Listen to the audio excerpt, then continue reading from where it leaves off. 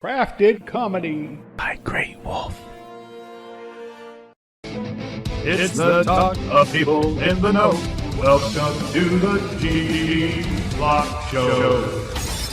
Now here is a preview of this week's G-Block Show podcast. So it's not. So the woman's implying she needs to be purchased, and she's like a cow, and they say it so proudly. Why would you buy the cow if you can get the milk for free? Like, why would you buy the female, like, basically themselves? And you know what we're talking about when, I guess we all know what the milk is, okay? Yeah, as if, by the way, women have no interest in sex. And now, let's listen to G-Block Show.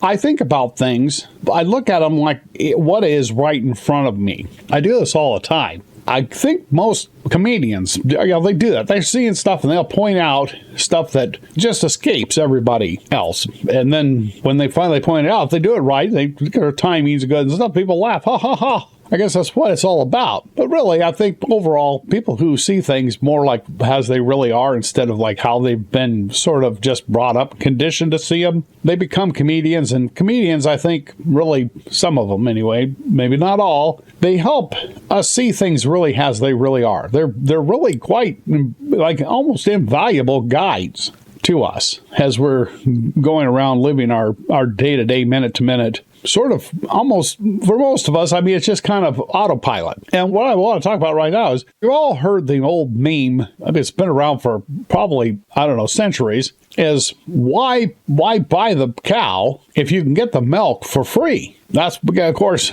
I'm sure it applied to cows, too. I mean, if you go to, Farmer Dan's or whatever, you go to his place, you just go there and say, hey, you mind if I milk the cow and get the milk for free? And then he says, well, sure, you don't have to buy the cow. Go ahead and get yourself some free milk. Most people would go, why would I spend money on buying the cow when I can go get the milk for free? But we've come to know that this means we're talking about women. Women will say it, they're the ones that you'll hear it from the most, kind of referring to themselves as being cows, which that in and of itself is kind of interesting. Like, okay, but I for one don't necessarily think I don't really think it's a good idea for women to put that way. There's just somehow or another, it's like, you got to buy me. I'm not just going to give you the milk for free. You got to buy me. Well, that's fine, I guess. So it's not. So the woman's implying she needs to be purchased, and she's like a cow,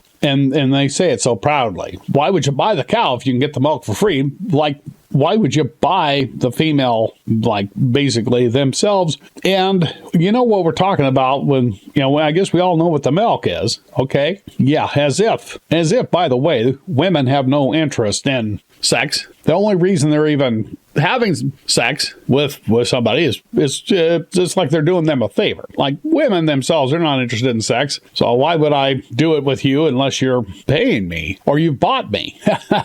Okay, fine. So I have a whole other thing. This is the whole deal. See, I've been going to weddings all my life. I love going to weddings. I'm one of those people, by the way. I will cry at funerals. I do. I cry at funerals. Everybody looks at me like I've got 10 heads. Like, what are you doing? God, you're crying. It's like, yeah, no, I don't know. It seems like kind of a sad time. When they start playing the bagpipes, I'm gone. God, those just the most hideous sound on earth, and everybody seems to just like, okay, well, it's a funeral, so we got to have the bagpipes. I don't know why. I don't know where that fits into the equation. But a lot of these funerals, they'll have the bagpipes, and there's a reason. And let me tell you, there's a reason why you'll never hear bagpipes anywhere other than funerals. That's because they sound awful. And people just have them at funerals because it's like, well, that's what people do. People kind of expect it. They don't ever question. People just don't question crap. What is wrong with people? That they just accept it. Okay, Henry died. Now, okay, here come the bagpipes. Almost like the sun coming up in the morning. It's just gonna happen. Nobody says, oh my God, this god-awful sound coming now. Things weren't bad enough. Now we got to put up with this. And it's always, for some reason, they've always got to play. Again, it's just like the sun coming up. They've always got to play Amazing Grace. Amazing Grace. God, please. Like I've said before, when I die, no bagpipes, no Amazing Grace, Jimmy Buffett, that sort of stuff. That's what I want, because I want people to have a good time. I want it to be a lighthearted sort of thing. If it's bad enough that I've died, I don't expect anybody to cry, because I never see anybody cry at funerals. I'm an outlier. It's just amazing. I'm just I got tears coming. Everybody just looks at me like, what are you doing? What are you crying for? I don't know. Color me weird. But I guess the funeral's like the last place you want to see somebody crying. Last place you expect somebody to be crying is at a funeral. But anyway, I'm weird. I'm strange that way. But at weddings, I'm the other way. I'm out for a good time. I will go to almost any wedding that I'm invited to, and a lot that I'm not. I cannot get enough of weddings. There's like no other party. I don't like going into any of this other stuff. I'm not into that pride crap. I don't want to go to a black pride parade, gay pride, straight pride, white pride. I'm just none of that. That stuff's just blah. It's just not for me. I don't get it. The pride stuff. It's like, wow, the way you're born. I was born a white male. I'm so proud. I was born a black homosexual. I'm so proud. I don't get it. But that's just the way you're born. You had nothing to do with it. So I don't get the pride connection anyways, it's just all I can say is weddings. There's just so much to it. And I just kind of love almost everything about the wedding, except for, I'm talking about the reception. I don't want to be going to the church and everything. It's kind of so funny because everybody goes to church. It's just such a somber thing, and everybody sits there and it's all so serious. And then afterwards, it's like, let her rip.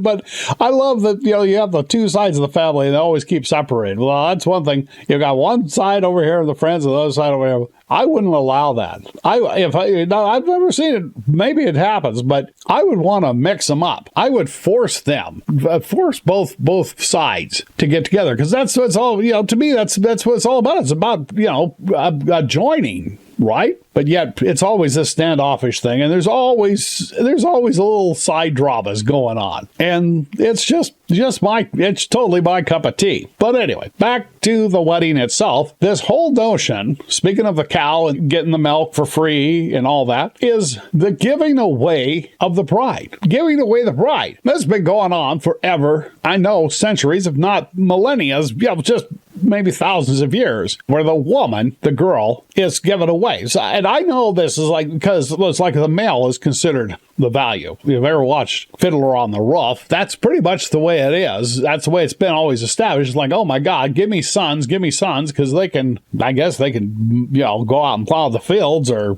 they're good at hunting or something. But women, don't give me a daughter. What good is a daughter for? I mean, as if they don't cook, clean, sew, and do a million other things. Oh, geez, you saddled me with a daughter or daughters. They just have no value. It is totally like that. It's just like you can't wait. You're just begging somebody. It's like, again, on Fiddler on the Roof, he's got this beautiful young daughter. I don't know what she may be, 14, 15 years old. Of course, that, again, it used to be a different thing back then. Girls got, even in the United States, not that long ago, down south, they married a girl off at 10 years old. The only reason they stopped was because of them dying in childbirth. So they raised the age to 12. Yeah, and girls did. And girls got married at 12, 13, 14, 15. It's been that way up until recently. That's the way it's been forever. But of course, it takes a village. You still have this whole family. Times have changed in terms of that. But let's be honest, most people these days, they just really don't even like the idea of basically their daughter having sex at any age. That's all I can think about is the sex. It doesn't even matter if she's going to get pregnant or not. Well, she couldn't get pregnant. It's like I always say, it's like if she could not get pregnant, no way could she get pregnant. Would you still be so freaked out? They can't be honest. And I don't blame them. That's why I'm coming from this. Well, so I raised this girl, my daughter. I raise her. I put a lot of money into my daughter or daughters, just like you would a son. I put a lot of time. I've invested a lot of time and I've invested a lot of emotion. A lot of myself went into my children, be they male or female. And then I'm supposed to, if you go back to this whole notion of this giveaway. Who gives gives, like giving away the daughter. Give her away. You never hear that's not the way the son. Who gives the son away? The son? What are you talking about? No, he's got value. Not giving the male away. No, sir. But the female, oh God, can't wait to get rid of her. Like I was saying, back to the Fiddler on the Roof. She's like 14. This guy's he's like 60 some years old, but he's a butcher in town. I guess he's a good catch. I guess he can always feed her. So poor Tavia, or Tavia or whatever it is, he's the father. And when the butcher comes, and the butcher's like 15, 20 years older than he is, and says, hey, I've got good news. I want your daughter. And I think, if I'm not mistaken, Tavia's like, okay, I'll give you 2 cows and, something to take her off my hands. This is great. And then they have some drinks, and it's just decided. And the next thing you know, it's like he goes home and he's like, tells her, guess what? You're going to be now hooked up with this guy that's about 45, 50 years older than you. How do you like that? Got rid of you. And she's like, what are you talking about, Dad? Seriously? And he's like, yeah, lucked out. He's a butcher. So there you go. It's like give away. So I'm of the mind that women are every bit as valuable as men. In this, in a lot of cases, we'll say girls are every bit as valuable as boys. They just are. And I personally would never, I just think it's like, I'm not going to give away my daughter. And I'll tell you what, pal, not only am I not giving her away, I've invested an awful lot in my daughter. And I know what you're after, pal. Yeah, she's got a lot to offer. So not only am I not going to give her away, I want an awful lot. Now, I've just done today's calculations, and monetarily alone, she's worth about $350,000 just for what I've invested in as a parent. The money. Then add to that the other things. Like I said, my time, that's going to be another at least $200,000, and as well as making her develop into the person that she is. She's a wonderful, wonderful girl. I want another $250,000 for that. It's really priceless. But now we're looking at, I'm going to tell you what, I'm going to cut you a deal. Not giving her away, but $700,000, which I feel is a steal for my girl. All you fathers and moms out there all these years, who's going to give away? And then they pay for the frickin' wedding. It's like, not only do you got to give away the girl, just like giving away the cow, if you go back to that analogy. You got to give her away, but now you're paying for the ceremony. It's just like, forget it. No. So I want the $700,000, and you're gonna pay your parents, mister. You're gonna pay for the ceremony. In fact, if I'm feeling generous and I like you, we'll split the wedding. We'll split it. We'll split the cost. Fair is fair. But I ain't about to give her away. Not on your life. And you know what else? When you pay me $700,000 for her, you're going to think twice before leaving her. You're going to go, wow, she's an investment. You're not just going to go, you know what, this isn't working out after a couple of years and get a divorce.